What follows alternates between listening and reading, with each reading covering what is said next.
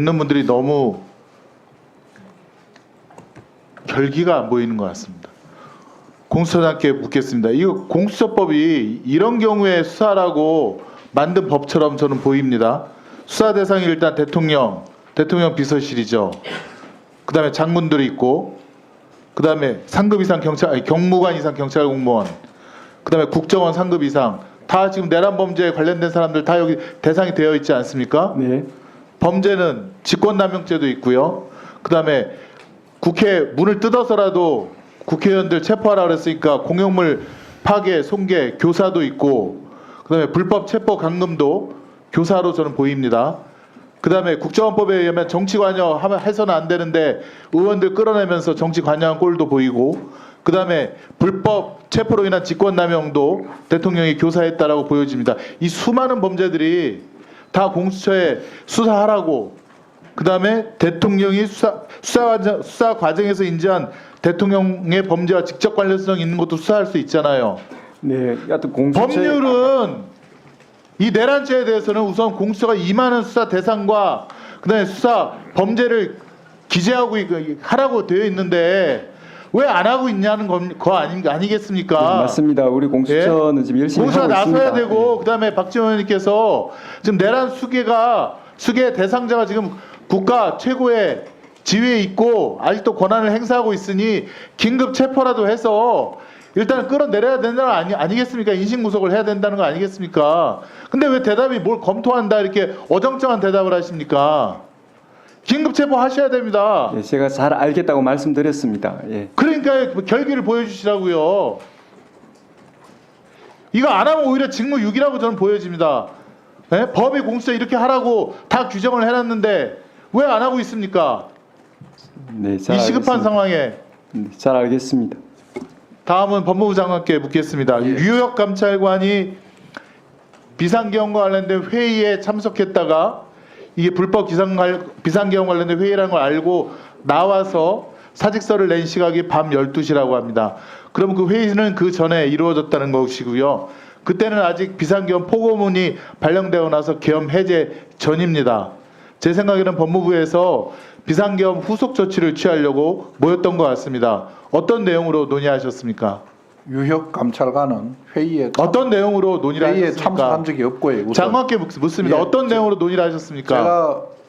제가 이건 선서를 하셨습니다, 장관님. 예, 사무실에 도착해서 이런 상황에 어떤 내용으로 논의를 하셨습니까? 지금 말씀드리지 않습니까? 어떤 안건입니까? 그걸 간결하게 국민 앞에 말씀을 해주시라고요. 비상계엄이 선포된 것 때문에 직원들이 다른 부서와 똑같이 직원들을 소집을 했고요. 소집해서 도대체 이런 안건을 묻지 않습니까? 안건이라는 게 그럼 무슨 안건 없습니까? 특별히 회의 안건이요. 회의 안건이 아니고 지금 제보에 의하면 예. 14명의 체포 대상자에 대한 출국 금지 의원님 사안이 있다고 의원님, 제보가 저는 답변을 그런 지시를 하세요. 한 적도 없고 그런 지시를 적도 받은 없습니까? 사람도 없고 지금 여러 가지 잘못된 언론들이 보도가 되고 있는데 구치소와 관련된 부분도 그렇고 출입국과 좋습니다. 관련된 그러면 그런 지시를 국무회의 한 할 적이 때 없습니다. 국무회의 할 때 참석하셨죠? 언제 국무회의 비상계엄 관련된 국무회의 하실 때 해제할 참석했다가 이제 법무부에 오신 거 아닙니까? 그 제가 갈 때는 발령 전에는 참석 안 했습니까? 갔습니다. 갔잖아요. 예, 예. 그때 안건은 뭡니까?